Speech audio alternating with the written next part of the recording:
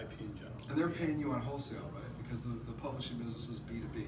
They've only ever done other brands, other media companies. They've never actually gone to the public with the actual underlying value. So wholesale might be X, retail might be up here. Right? As we see more fans come into the songs, we're seeing the true value. And that's something that I don't think anybody's ever even touched yet. So there's a lot of upside. And it's also the data. I mean, we're very fortunate enough through Ray to be able to sit with Post Malone's lawyer. One of the big things for him is, right now he's got a massive album, and they still don't really know who the fan base is 100%. All these other parties do, but the team is now really aware of who is engaging with the music and where that revenue is coming from. And we're really excited about being able to give you that data, that information. Not just about this project, but future projects. How do you touch the fans? How do you create a relationship? Even if you're a producer, even if you're a writer, how do you take that next project that maybe doesn't have that big of a name attached to it, but this fan base already loved what you made, so you can, hey, you enjoyed my album with XYZ, here's a new one that I have coming. Like, there's a way now to really be able to touch the fans. For the first time in history, data is more valuable than oil. Oil is the #1 commodity in the world. And right now, the value of that data has surpassed the value of oil. So we want to bring that back into the play for everyone who's in the creative process. And it's your natural customer, right? The labels and publishers have kind of kept that away for a long time. I don't know why. Spotify doesn't share it. iTunes doesn't share it. Target, Best Buy, none of them share it ever. Right? Ticketmaster, you play a show somewhere, it's 20,000 people. You may see 3 or 4 rows, but you don't know who bought those tickets. Right? Ticketmaster has the credit card data. They know. Right. We want you guys as creators to connect with the actual consumer. And that relationship is where the power is. Right? Because those guys are going to be with you for hopefully decades, right? Your favorite song you listen to for years and years and years throughout your whole life. There's no reason that we shouldn't let that connection happen. We want to share that. We want people to connect, and we want to build a community that way. Yeah, fans in the U.S. We just want to tie all of that together. So that app launched about a month and a half ago. That's just getting into their marketing. But the first piece of IP that we put on there, which was The Weeknd, sold out in 90 seconds, which was a record for us. We'd never seen. We're working on getting a big BTS catalog. Kelsey and I were in this meeting. I know him. Yeah. So that's all we want to do. We want to be able to bring money to all the different pieces from anywhere. Right? I'll take $1 from them. They are. It's still wild. It's just like nothing's new has come, and when it seems like it is something new, it's just like, oh, it's the same people behind. Like the people I used to work for, like Kevin Lyles and Leo Cohen, like these guys would be the big guys, and then they'll disappear for a little bit, then they'll start like 300, and they'll go, and then people go, oh, it's a new type of label, and it's like, these are the same guys, but you probably don't remember, but this is the same thing over and over again. So it's just like, oh, okay, this is probably the first thing I heard. I was just like, well, let's do something. Technology's given you guys so much as far as distribution, and like we were laughing when we went to this legendary recording studio. All this equipment, and there was a laptop on top of the equipment. Yep. Right. So the Yep. the ability to make music and listen to it. You can hear it on your speaker. You can hear it on your anywhere. But what hasn't changed, and is still a 100-year-old structure, is the way that money comes in. Yeah. So imagine if the world was financed by 3 or 4 banks. There'd be very little competition, right? So what I wanted to do was create a place where the only gatekeepers are the fans. Right? Like, this isn't a miracle machine. If nobody vibes with your stuff, nobody likes your music, Don't invest. Yeah. don't invest, right? It doesn't move forward. But if fans are feeling what you're building, Right. then you can do a music video, you can tour, you can pay for that house, you can pay for that team. That's the idea. You can continue to build, and therefore, hopefully over time, do 2 things. One, the record industry itself needs to have a more level playing field so they can manage risk better. Because the way that they look at it is like, these other 100 guys aren't going to go anywhere. You guys are making money. I got to focus over here, right? But if you could balance it out where there's real data, like if we have, say, 1 million users, and the music you're making and the music you're making people are buying into, there's a collab. There's real data. It's not just likes. Like, there's money, right? And where are these buyers buying, right? Where should you be touring? Let's say Arizona. Everybody's buying your IP in Arizona. You wouldn't skip AZ. Because in your mind, you're like, nobody there cares about what I'm making. So I think voting with dollars is really powerful. And then having those dollars turn into someone carrying the banner of your music for free, they're gonna become your street team because they earn with you. It's turning fans into advocates. When they've got skin in the game, what are they going to share? A playlist that they have nothing in common with, or a playlist they've actually got value in.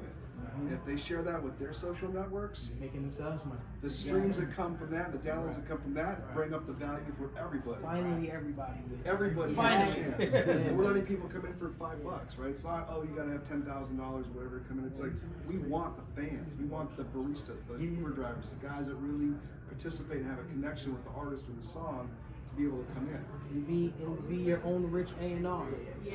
Own your Like, own music. you got an A&R section where he's just like, I'm the richest A&R in the world and I don't work for no label. Correct. You know what I'm saying? Like, Correct. It's time for it to trickle up instead of trickle and down. and there will be a lot of those people, you know, because it's just like they already have systems like that in place for sports. Yeah. You know, they got fantasy, they got all these things you can make money. They got, you know, for companies they got stock, they got all these things. The music is like the last one, but when it take off, it's gonna be bigger than because it's just you can't do anything without music is everywhere. It's So, the you loss know, leader. It's what drives the views and the listens. What's the largest music app? It's YouTube, right? And the consumption of content in YouTube and music is massive worldwide. You have, if you look at Afrobeats, their big monetization engine is YouTube, right? That's their big streaming service. It's free. People can watch it. It's what draws the eyeballs, you know, to practically everything, right? So, But it's still an upside down value prop, right? You know, your song is 99 cents or $1.29 on iTunes. That song you might listen to 10,000 times. Right? Your favorite book, your favorite movie is $25 or $50, and you maybe go see it once or read it a couple times. Why is music so valued down here when the actual benefit is immense? Right? We want the writers and the producers and the creators, the guys that put a team together to build these songs to benefit. And I don't know, that's what technology's for, right? We think it's inclusive, it's communal, it builds between the fan and the creator. We want to see that move up. And that's really the whole thing behind this. because if you take a look at creators, they're the most jaded people because they get effed over the most, right? So having to approach that is really difficult because they've heard every story, they've gotten pitched everything, and in many cases it's not to their benefit. So we started with brand awareness. We did South by Southwest. We invited artists to perform, and we started with small pieces of IP, $500, $1,000 raises. Now we're 50,000, whatever. We started with that, and then once the app was launched, we started focusing through social media. So the fans live on social media, and we go to them and we let them know, hey, if you love this song or you love this genre, this is a piece that's available to you. That's what we did as a company. Conversion rate was really strong. That's what's moving the needle. For independent artists, they go on their own social and invite their fans to participate. Grow with me. I'm going to do a music video. I'm going to do a tour. Become a part of this. And we found that that's also very strong. A guy by the name of Julian Extra maybe had 2,500 fans on social media in LA. I think his biggest check that he pulled from the app, $6,700. Did a music video. He went from having 3,000 streams to 100,000 streams on the music video. He got on a TV talk show in Chicago. He moved to New York, where he could work with people that he wanted to collaborate. So he was driving Lyft originally. So I mean, at the level you guys are at, you're at a much higher level in that ecosystem. But for a lot of guys that just want to, move forward and have fans, this is probably the only way to really do that outside of going to your pops and being like, hey man, or relatives asking. But now you actually can, and it should really look like some business shit. Yeah. Right. Investment. True. Like, Right. all right, Dad, I don't need no money. Yeah. Invest in my shit. Right. Buy a nice. Yeah, I mean, Because there need to be a legitimate platform to do that, right? Otherwise, it's, hey, can you just loan me some money for some studio time? Yeah. When am I going to get this back? Exactly. Right? No. This is amazing. This is working really well. I'm gonna continue to move it. But we'll look at royalty income. So if you've got a royalty statement from an ASCAP publisher label, and just work with it. You guys set the pricing, but we'll give some guidance. Like, look, this thing earned $10,000 a year. You want to do a 3-year reversion, $30,000. Do whatever percentage you figure out that. There it is. Right? We'll help you with the pricing, but it's got to be realistic. It can't be like I want $8 million for something or $800. Yeah, right. And even then, the artist or the creator doesn't really get the bulk of that. Yeah, you're not even supporting Like, supporting an artist and you make money, that's crazy. Yeah, I think the biggest appeal is the fact that it's empowering for the users and for the music creators. And Look how much building that money these relationship. people, artists, like a dedicated artist will, just invest, like from buying shows and merch and shit like that. So how they can actually make money back from some shit is genius. Yeah. Genius. or is it just gonna be straight on the app? Oh, it's straight on the app. Everything on the app. Everything's on the app. Support that there is. Yeah, well, So the process is you put your IP up, let's say it's an emerging artist. Yeah. And you go to him and you say, look, I need you to create some content because we're going to do a raise on the app. Yeah. The ISO is open for 30 days. People buy in, and 30 days later, you get your money. We have about 110,000 downloads right now. So we push out to them. Yeah. And if it's an artist that's got any type of Yeah. fan base, if they want to share that with us and let us push those people as well, we have a campaign going out for as many ISOs as we can. Right. Our job right now is to build awareness for our brand and the Right. app itself. So as we do that, we would include any other artists. Right. Yeah. Bigger artists obviously get a lot more attention because they're easier to find on social, but even a smaller artist that goes, guys, here's my 3,000 fans, can you help with this? We're very open to like pushing out, getting the word out, and then touching our 100,000 users already in our database, because a lot of those people are already into buying stuff. We thought this was Maroon 5, we had a hip hop audience.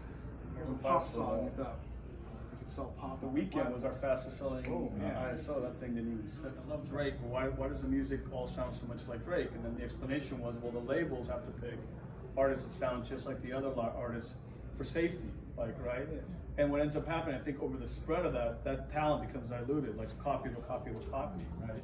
And I'm like, well, why is that? Started explaining to me the trickle, and then pretty quickly, the idea was like, well, why can't it come to the very core? Like, if I want to hear a guy play the banjo, and a million people want to hear a guy play the banjo, why can't he have a career if the fans Right. can buy into the core product, right?